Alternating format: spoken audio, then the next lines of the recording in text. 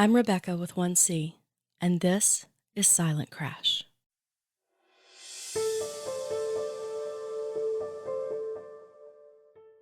I've been telling you that a special holiday episode is coming, and today is that day.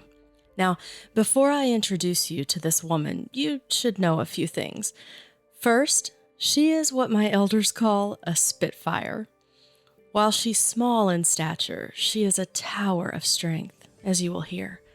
She also, like so many of us, uses the power of humor to withstand the onslaught of life's storms.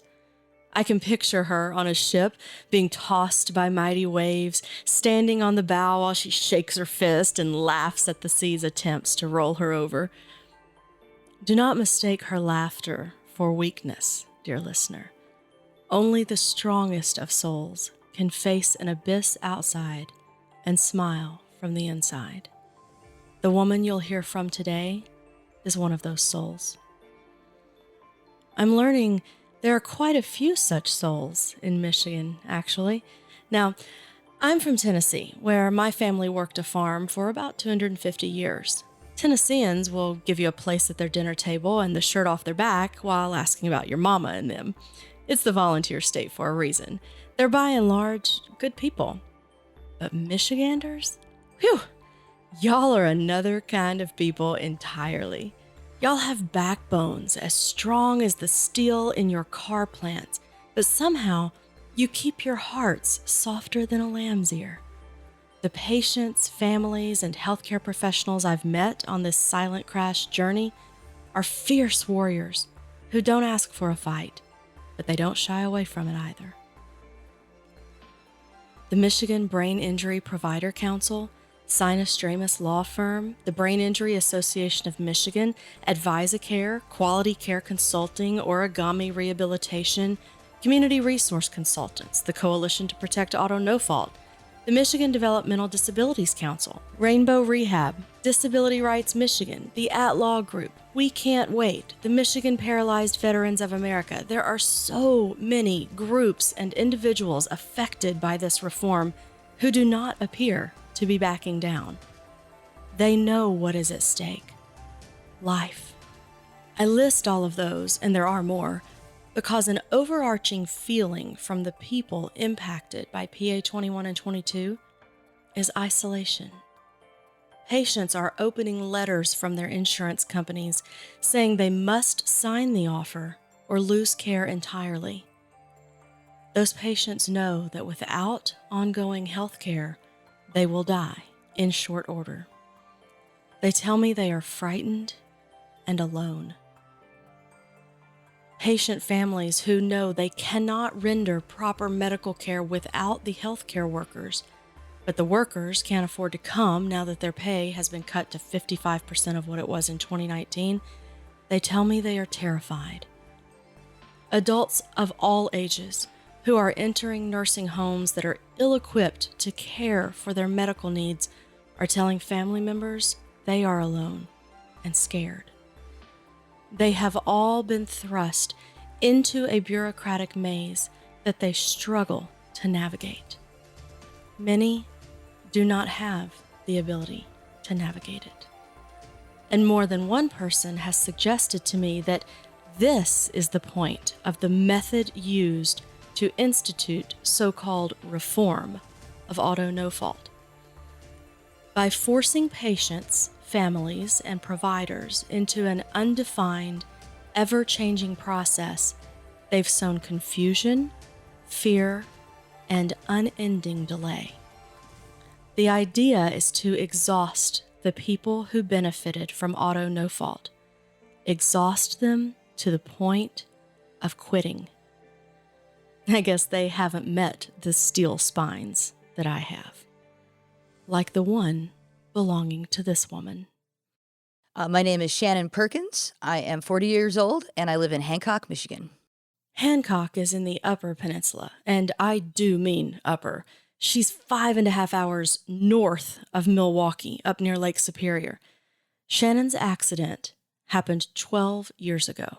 On November 8th of 2009, I was on my way to Walmart with my friend Matt, who was giving me a ride. My grandmother Jo had sent me a money order for Thanksgiving. So I was going to get myself a turkey. I hadn't had a turkey in a number of years, and it was like a special treat, so I was all excited. And just a couple blocks from our house, Matt made kind of a funny noise. And I looked over and realized that he was having a seizure. And Matt does not normally have seizures. This was the first time he had ever had a seizure in his life. He has not had one since then. Wow. But when he seized, he stepped down on the gas and crashed us into a brick yoga studio and retaining wall right in Grand Rapids, Michigan, in the Easttown area. They were going about 40 miles per hour when they hit the brick wall.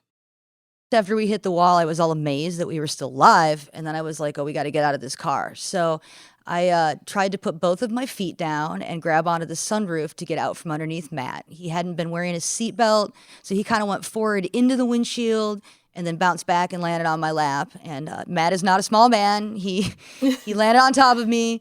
I had enough time to guess that he weighed 245 pounds, and he weighed 240. So I was real close, like. Yep. So I went to go pull myself up from underneath him, and that's when only one foot hit the floor, and my leg was at like a 90-degree angle. He was driving a Mazda Protege, which is basically like a plastic lunchbox on wheels. And so when we hit the wall, the engine came through into the passenger compartment and contacted my leg. Matt's injuries were all on the right side. He broke his femur, his tibia, and his fibula. His talus bone came right out the side of his tennis shoe. Yeah, and he landed on my lap, like I said, and he was seizing for the entire 36 and a half minutes that we were stuck in the vehicle before they pulled us out with the jaws of life. And I broke my tibia and fibula pretty bad with a crush injury on the left side. Initially, and for several years after the accident, Shannon worked hard to try to keep her leg. The accident was in 2009, and it wasn't until 2016 that I decided to go ahead and ask for an elective amputation. At this point, I had also developed something called complex regional pain syndrome. It's one of the most painful chronic conditions that we know for pain. It scores a 42 on the McGill Pain Scale, which puts it right above like labor without any medication or amputation of a digit without any medications. And this is something that you feel constantly, like a chronic thing. It's not like a peak. So, a lot of people do not survive through it because they can't handle the pain anymore. Some people call it the suicide illness. So at this point, my leg was pretty useless. I didn't walk for 109 days after the auto accident, but even after that, I walked mostly on crutches because even the wind touching it hurt. And so after 14 surgeries and a lot of different experimental treatments to try to get through the pain, I had my amputation on June 30th of 2016. Matt lost his leg, I think 3 years before that. He had to have his amputated as well. And through that entire process, did you ever have any real troubles getting things paid for and the treatments that you needed and all of that? I assume it was probably the process it is with every insurance company where you submit and they might deny, but then you have to submit again and then eventually you get it done. Were there ever any huge headaches in getting things paid for and covered for you? Not really. At first, it was confusing. I had gotten on disability a year before the accident, so I was qualified for Medicare like a month before the accident, I think. So I remember thinking in the ambulance, "Oh, good, Medicare will pay for this." And then I got to the hospital. And I started getting all this information about what to do if you don't have health insurance. And I was like, whoa, guys, pump the brakes. I totally have this cool little health card now. Like, please don't kick me out of the hospital, And that's when I found out that, Medicare did not cover an auto accident in Michigan. So at first I was really worried. And then, I didn't have a car, so I didn't have my own auto insurance at the time, which is, I guess, normally how you would have claimed that back in the day. It would have first gone to mine. But Matt's dad had full coverage on that vehicle. And the adjuster actually came to me to tell me that. The nurse case manager. The adjuster sent the nurse case manager, and she came to tell me that everything would be covered, which was amazing because, I was now freaking out and didn't know what to do. And here they are asking me, do I want to have the surgery to correct my leg or do I want a cast? And I'm like, well, this surgery sounds really expensive, and I didn't know what to do. So, I was covered, that's. So she came to you while you were in the hospital. Right after I got out of the hospital. Okay. And You know. told you, don't worry, it's covered. Don't worry, it's covered. We'll cover whatever you need, which was amazing. I never saw a single bill. If I needed something, it was there. I simply called the nurse case manager, and I didn't even have to talk to adjuster. She just made it happen. It just showed up. You know, if I needed crutches, if I needed to see a specialist, anything I needed. Wow. Okay. And so since then, I know now as we're speaking, you are days away from a major surgery. What's the surgery that you're facing now?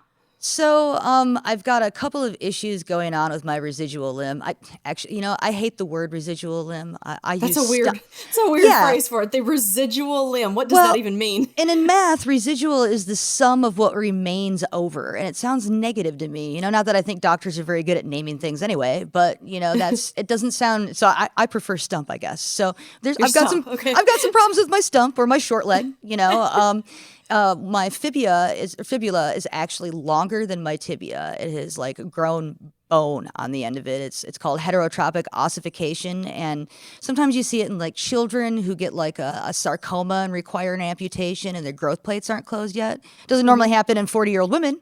That's a little bit of an outlier. I've also got a lot of osteophytes and stuff on the bottom, so they have to rasp it clean. And then I've got a lot of what are known as symptomatic neuromas. Anytime you cut a nerve, you get a neuroma. That's basically the fancy doctor speak for a ball of cells on the end of where the nerve is cut. Sometimes if there's not enough padding or if they form weird, they can get real symptomatic and cause a lot of problems. And the other day on an ultrasound, they found several. So they're going to do a RPNI surgery where they go in and they cut that neuroma out after they retract the nerves. And then they take a muscle graft, a very small muscle graft out of the inside of my thigh, and they wrap it around the end of the nerve. And the nerve actually re-innervates to control inside of that muscle. From electrician. Wow, that's so cool. Isn't it neat? So from like electrician's perspective, it's like closing an open circuit, or a loop, So it gives it something to do.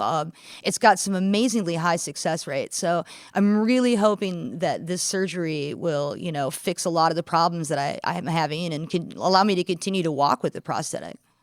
So right now you have been walking with a prosthetic.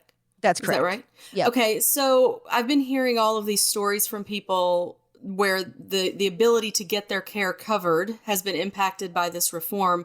Have you had any problems in getting these things covered ahead of time? And do you know what this is going to cost you? Oh, I've had a lot of problems. I mean, the first problem I had was getting crutches for this surgery. Crutch? You would think that would be something pretty so simple. simple, and I'm an amputee. I shouldn't really need like a whole lot of proof that I need a set of crutches, So that should be obvious. But I've got these stupid little girly arms that are skinny that don't fit inside of regular forearm crutches, and I've had so many shoulder surgeries on my right shoulder that I can't really use the underarm traditional crutches.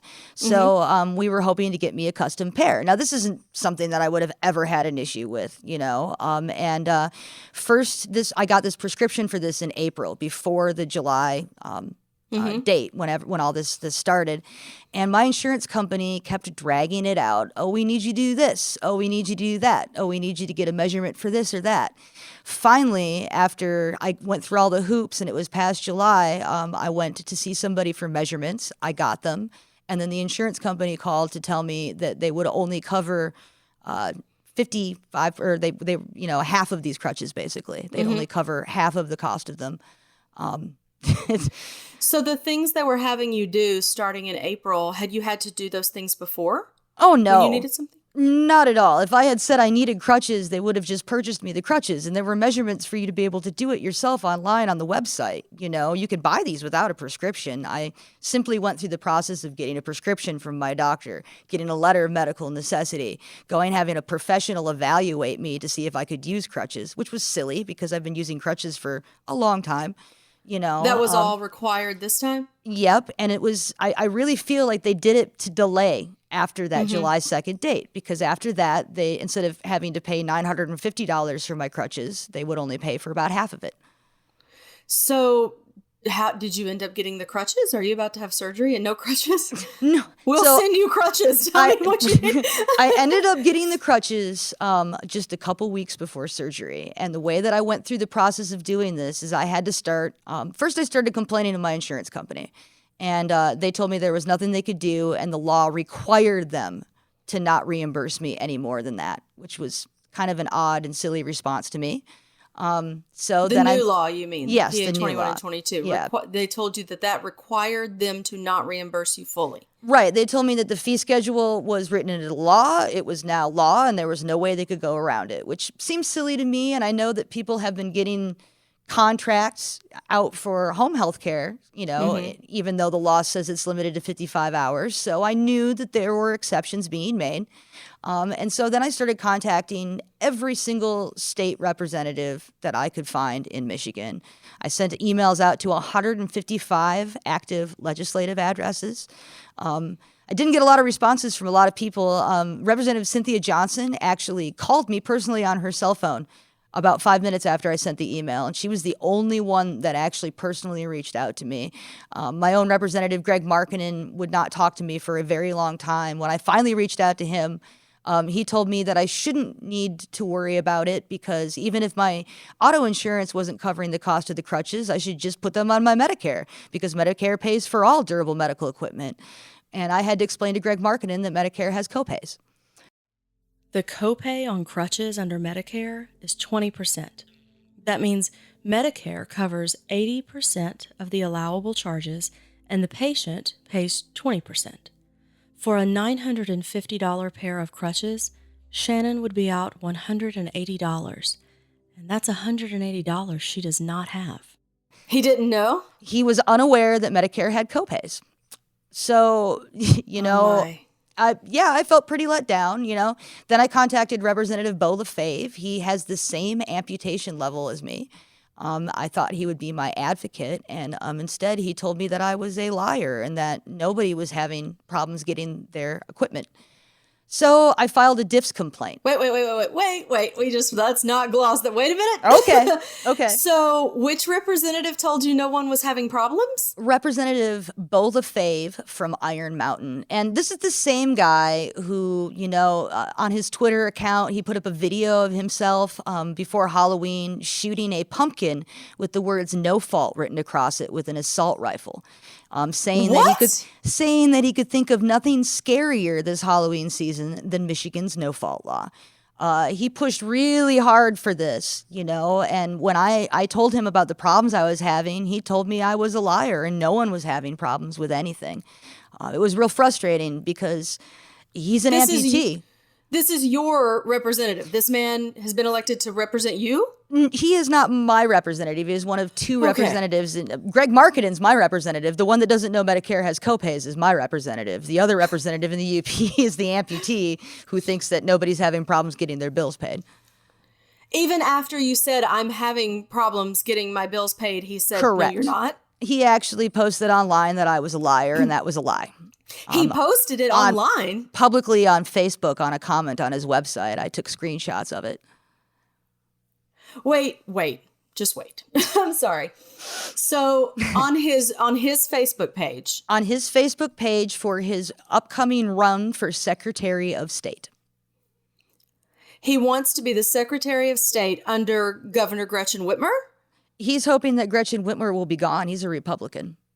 Okay, so he is wanting to be Secretary of State if a Republican governor gets elected. Right. But he's running right now. He's term limited. That's probably why he's running for Secretary of State. And he's at the end of his term. That's correct. Okay, and so you reached out to him, told him about the problems that you were having on his Facebook page? On his Facebook page. And he responded to you? He responded to me. And he told me that that was a lie and I was a liar and no one was having problems getting their medical bills paid. Did you respond to him? I told him that, the 40 clinics that had closed and the, over 1,600 jobs that had been lost, stood as a testament to the fact that I was correct. I offered to show him my denial bills or the bills of other people that in denial letters they gotten from their adjusters, and he simply stopped talking to me. In fact, he allowed a lot of his followers to say some pretty hateful things online. I simply didn't respond to it. I just took screenshots of it. So his followers also piled on and came correct. after you. Although there were a few people who did contact me afterwards to ask about it, because like I said on Beau Lefebvre's page, this shouldn't be a partisan issue. This is healthcare. This is 18,000 people losing their healthcare benefits. That they and paid for. To be that very we clear, I already just want to be paid very for. clear. This was not a tax run system. You paid. No. This was private. We paid for this, and this is like directly, against Article 1, Section 10 of our state constitution, that, the contract clause. This is impairing my contract between me and another party, my contract between me and my insurance company. And since he was a Republican, that was kind of what I brought up first, hoping he would see that, something unconstitutional and, and nope. He just was not interested in hearing any of my arguments and said that it was a lie. That astounds me. I understand differences of opinion and we can differ on policies and things like that, and even values we can differ on, and worldviews and all of that. But this is a very fact-based situation that we're talking about. You are factually injured. You factually have a contract. You factually are not getting things paid. These are just facts. These are not these aren't opinions. These are things actually happening. I offered to show him my DIF's complaints, and I explained to him that, I may have gotten by crutches in the end, but who would have time to go through this months-long process and call all these people and deal with all these people if they were caring for their loved one too? No one. Shannon is saying here what so many have said to me. The system has been thrown into chaos by PA 21 and 22. No one knows what is up or down anymore. They don't know what they're allowed to charge, how much the insurance company will pay, what form to use or not use, what code to use or not use, what's covered and what's not. Remember when Dr. Perlman told us about the rollout of new Medicare codes back in episodes 7 and 8? That was a 6-year process. 6 years it took to make sure that the people needing to use the system knew how to do so. But PA 21 and 22? Well, the section reducing pay to 55% of what it was in 2019 and limiting friends and family attendant reimbursement to 56 hours, that was thrown on as an amendment at 2 a.m. over in the Senate. There was no public knowledge that the amendment even existed beforehand, no scrutiny, no ability to discuss or prepare.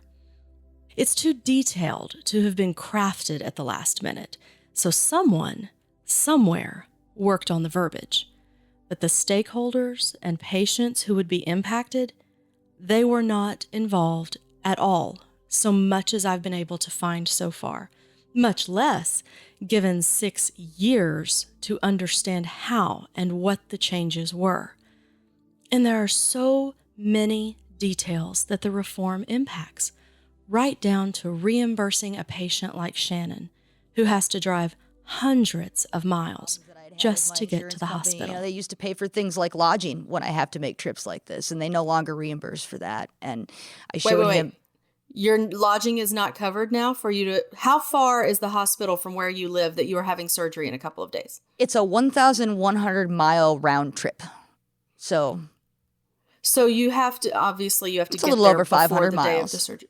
Yeah. And so you have to do ultrasounds ahead of time. Mm-hmm. You have to get COVID testing ahead of time. So it requires you to be in town for several days to do the surgery. And yet your hotel bill is not covered by the insurance anymore? Nope. I used to have like a per diem that they would do. And I used to have my hotel bill covered, and that is not...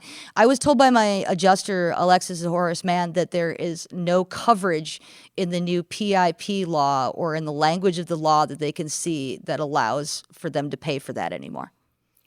So you're just out of pocket, even though there's insurance in place that should cover you. And they did cover you in the past. That's correct. Yeah. In the past, I have never paid out of pocket for anything. If I needed something, if I needed a surgery, if I needed a ride somewhere, they just took care of it. I never had to worry about anything. In fact, having this insurance and this full coverage was one of the reasons that I even considered amputation as an option when I was having so much problem with function, because I knew that my care would be paid for. I knew I would have access to the best prosthetics. I'd have the best chance at being mobile and being able to function like I used to be able to do. It's really hard when, I went to the women's I was in the women's junior Olympic program. I went to the National Goaltender Development Camp in Colorado Springs in the 90s. I very active person. And so to not be able to be active in your mid-20s is really hard. So I wanted to have access to all those prosthetics and things to get back to as much as I could. And one of the reasons I did it was because I knew they would be paying for everything. I would never have to worry about how well I afford a leg. And suddenly I'm fighting for crutches and wondering what parts will or will not be covered when I need a new leg after this surgery. Do you know that your new prosthetic, I assume that a new one will be required after this surgery? So the shape of my leg will change, and that means at the very least the socket part, which is the part my leg actually fits in, will have to be remade, and that also means like a new liner that fits over it, and all the parts for that suspension. I'm hoping that they will cover most of that, but there are some parts that I know, for example, Medicare does not cover some adjustable pylons, so you can't change the height of the pylon itself. They just give you a fixed height. And obviously I use one that is adjustable because it makes it a lot easier for alignments. There's a lot of parts and things like that Medicare considers a luxury. I use a rotation piece that allows me to turn a couple degrees in either direction. That makes it easier. Like, for example, if you're doing dishes, turning over the sink, I'm not turning against that hard prosthetic socket. I've got a couple inches either way. And some of this stuff is things that they just don't pay for because Medicare pays for only the most basic of parts, and they only cover 80% of them. So you're going into a surgery, I guess, for the first time because the reform just took effect in July. You're going into a surgery not really knowing that all of your care that you need to function is going to be covered. Not a clue. Yeah, I don't really have a choice. I'm slowly losing the ability to walk. I'm only really walking because I am stubborn as a mule, and I keep doing it anyway. And so I think that I really don't have a choice. Can you imagine? After years of pain and experimental treatments, Shannon chose to have her leg amputated below the knee. She took comfort in the fact that she would have lifelong access to the best health care under the Auto No Fault program, a program that was law and had been since 1973, care that was ripped away with a middle-of-the-night legislative session. And now she's having to fight and claw for health care. She's having to, well, I'll let her tell you. I don't have a choice. I have to do this. Before I got these crutches just recently, because I didn't have crutches, I was going up and down my attic staircase to my attic apartment on volleyball knee pads. On what? Volleyball knee pads that I went out and bought myself. A set of volleyball knee pads because I didn't have crutches and my insurance company was dragging it out and then denied the crutches. You crawled up your stairs on your knees. You put knee pads on and crawled up your stairs to your apartment. Yep. Because they would not cover your crutches or they were dragging it out. They dragged it out and then they wouldn't cover them. And until I was able to get them, I had to use volleyball knee pads in the house and to get up and down the staircases. How do you do that? Like, you can't carry anything up the stairs with you. I walk on my knees. And then you have your hand free or one hand free, or I put something in a backpack and carried it up and down. Oh my gosh. You got to get inventive. You are stubborn. You got to get inventive, and I'm not going to not go down a staircase if I want to go do my gardening just because I don't have my crutches. Screw that. I'll get a pair of volleyball knee pads and I'll go do my tomato garden. I'm not going to get stopped from doing something that I want to do. Oh my gosh. It just seems shameful though that you were in a state where before you would never have had to be reduced to such a thing. And now you are purely because of this unnecessary legislation. I don't quite grasp. I mean, even if there were savings, and there aren't, we have the studies, nobody's saving anything, but even if there were what Michigander would say, yes, I would like this amputee to have to go up and down her stairs on volleyball knee pads rather than have crutches, send me my $400 check. I can't imagine wanting that money. It doesn't make any sense to me.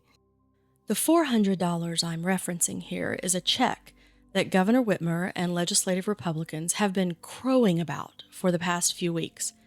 They are saying a $400 check is going to each insured motorist in Michigan next year. They call it a refund from the MCCA. That's the Auto No Fault Fund that each motorist paid into each year via his or her insurance company. They are gleefully telling Michiganders about these checks going out. But that $400 check has an enormous cost, doesn't it? A cost that does not jive with the good-hearted, steel-backboned Michigander values I've encountered.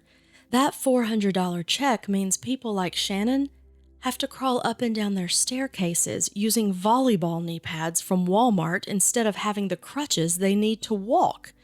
It's just confounding how the governor and legislature can spin these $400 checks as a good thing.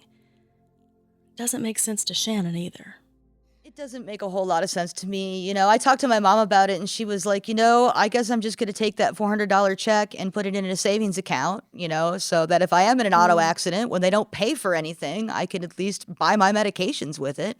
It's oh my gosh. It's sad, and they just announced, I saw a news article on Wood TV the other day that the Democratic Governors Association is going to be running ads during bowl week, for all the college bowl games, touting Whitmer's $400 refund for election season. No. And I kind of feel like she is using me as a political pawn to garner votes. I feel like a little carrot being, kind of put in front of the donkey cart. It's not really fair. It's very upsetting. All I've gotten from her office have been form letters. And, to not get a response at all when she says she protects Michigan's most vulnerable citizens, then have her turn around and they're running ads saying that, how good it is that she gave us this $400 is just, I just don't understand. Me neither. I'm talking with Shannon Perkins, survivor of a catastrophic car accident that happened just before Thanksgiving in 2009. She is heading into surgery just before Christmas this year to have more of her leg removed and is facing bureaucratic complications and losses due to PA 21 and 22.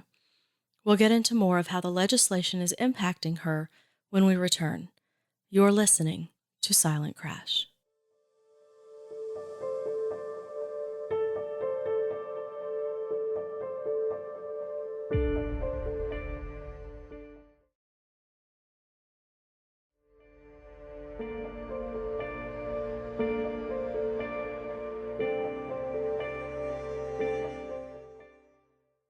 Welcome back.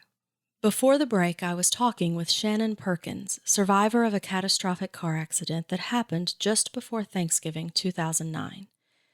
The accident eventually required the partial amputation of Shannon's left leg. As I'm recording this for you, Shannon is undergoing another surgery in Ann Arbor to remove and repair part of her stump, as she calls it. PA 21 and 22 have made it very difficult for Shannon to get the crutches, lodging, and care she needs. Let me ask you, too. So after your surgery, Right. obviously you have to go home, and I'm assuming you're going to need some care. Oh, yeah, and I'm sure, like I said, I live in an attic. Somebody's going to have to bring me groceries for a couple days. Do you have care? I mean, my roommate will be at the house sometimes. I'm hoping that my parents will be able to bring me stuff sometimes. During surgeries, I had them prescribe home care so that a friend could stay home and be compensated. I'm not sure how that process will work this time, or how I will even submit the claims. I'm working right now. My nurse case manager is a real nice lady, and she's trying super hard.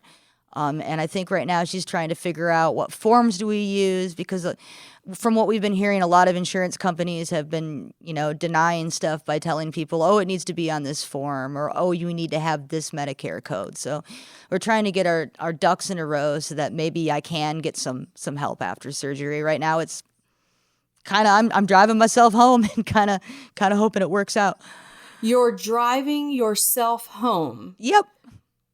After a surgery that cuts more of your leg off. I'm sorry to be blunt, but really? So I'm kind of hoping that I know I can do at least 45 minutes to an hour after an amputation. So I only have to do that, 8 or 9 times? How many hours is the drive home? Between probably close to 9, probably about 9. You're going to drive 9 hours with what I can only picture, a giant wound pack on the end of your, as you call it, your stump. Usually they put a stump protector on the end, and then my hack is putting a board underneath it with a pillow on it to keep my stump straight out so that it doesn't swell. Can you do that in a car? That's what I do in a car, yeah. Well, before the reform, would you have had a transportation company? I probably would have tried to see what I could have done for transportation. Yeah. I feel like I need to, if I could drive on ice, I would come drive you, but you would probably have another accident. If we were at the, I'm no good to you in this. That is not a skill I have. I'm going to spend the night in the hospital, and then I am going to check back into a hotel for a day, and then I'm going to see how I feel. If I'm not feeling really hot, I may try to stay at my friend's house in Ipsy for a day. Because give it another day. Because you can't stay at the hotel because it's not covered anymore. Because it's not covered, right. And I was only able to cover for so much. I was able to get the hospital in Ann Arbor. They weren't helping me as much before because they thought I was coming from Houghton Lake. This happens all the time. Houghton and Houghton Lake are 2 different places. Houghton Lake is 320 miles south of where Houghton is. And so they did cover 2 nights of the hotel, but that's all they were able to do. So they were able to get me a little bit of discounted rate, but I still had to cover 5 nights of a hotel. And that's about the upper limit of what I'm able to even try to do on a disability salary, Plus I don't want to roll back home into town with no money and not be able to buy groceries after surgery. So, that's kind of how I'm doing it right now. 5 nights in a hotel that she needs to cover. They aren't a luxury. She had to get there for her ultrasound on Thursday, and then an MRI and COVID test on Friday. As I record this for you, Shannon is in surgery. She's promised to update me when she can so that we all know she made it through. She'll be in the hospital tonight and then go to the hotel tomorrow. I thought about the stress of just having the kind of surgery that Shannon is undergoing right now. I would be so anxious. And then on top of that, not having the finances to stay where you need to stay, or hire someone to get you home for recovery, or hire someone to help you once you are home, even though you had insurance coverage that paid for every bit of that before PA 21 and 22. I thought about all the time and effort that Shannon had to put into just getting something as basic as crutches. How do you have your crutches? How are you going to get into your apartment? I have my crutches now, and they are awesome. They showed up, like I said, just a couple weeks before surgery. It was kind of tense because they're a custom thing, and with shipping and stuff the way it's been, I was told 4 to 6 weeks, and then I was told 6 to 8 weeks, and I was like, oh man, please show up before surgery.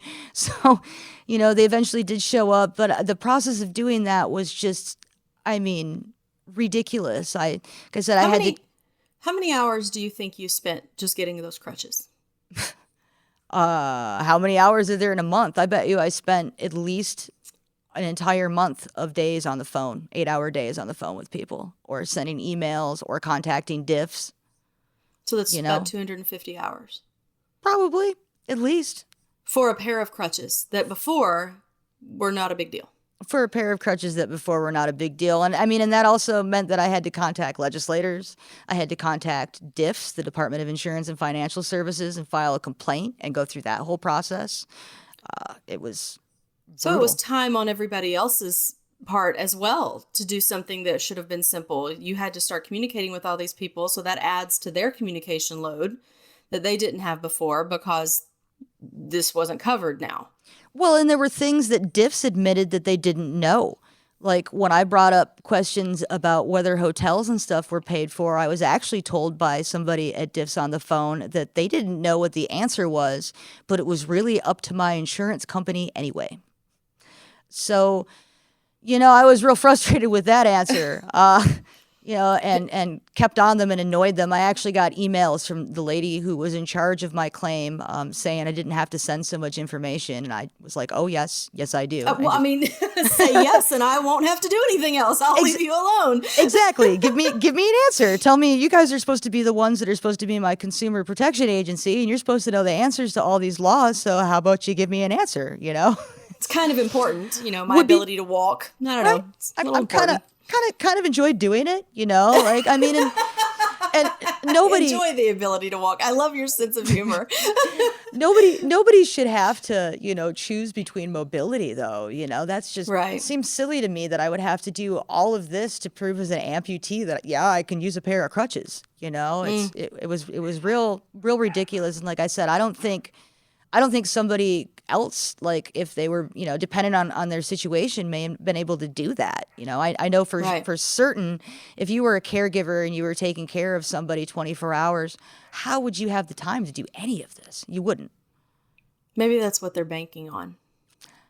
I kind of think that is a lot of what it is. I am sure that they're hoping that if they don't pay enough of these big centers with these lawsuits, that they won't have the money to keep going to.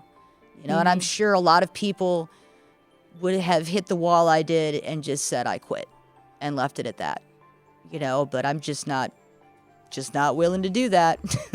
I love that about you. Sure. Thanks so much for doing this show. I really appreciate what you're doing to try to get this info out. Yeah, it's my honor. I wish I could do more. Thanks. After I said those words to Shannon, it occurred to me that I could do more. I could maybe tap in to that fighting spirit in Michigan on Shannon's behalf. I've mentioned before that Silent Crash is supported by the generous donations made to a GoFundMe account. Shannon needs some funds to help cover her hotel stay. She's in that position solely because of Governor Gretchen Whitmer and the Michigan State Legislature, particularly the Republicans in it. So I asked Shannon if I could do what I'm about to tell you, and she said okay. Dear listener, if you would like to help Shannon with the costs for her trip to the hospital for surgery, please give to the Silent Crash GoFundMe, and in the notes section, just tell us your gift is to help Shannon. I'll make sure she gets it. And I'll let you know on the Silent Crash Facebook page and the TikTok account when I hear from Shannon. In the meantime, to the rest of you who are groaning under the weight of PA 21 and 22 while people around you revel in the holidays, please know you are not alone. There are so many thousands struggling alongside you, and even more out here working to lift the burden. So many efforts are underway. So many stories are unfolding to try to mitigate the horrible chapter that was written into existence in 2019 and that took effect this year. Please hold strong to that steel spine while keeping your heart soft for the joys of the season. From everyone here at Silent Crash, we wish you hope and happiness during these holidays. Thank you for listening.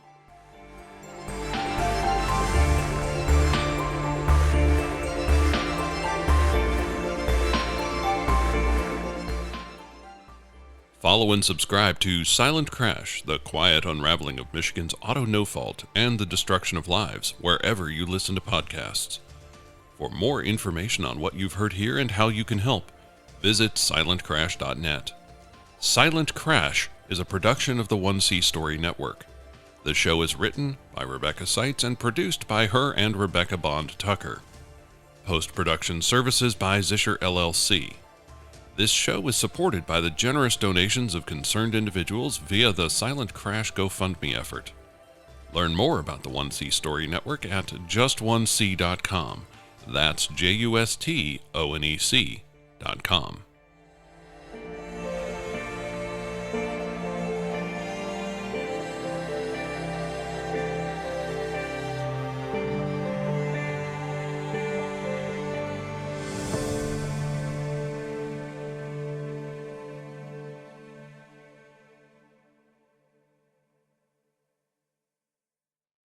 The One C Story Network, for the love of stories.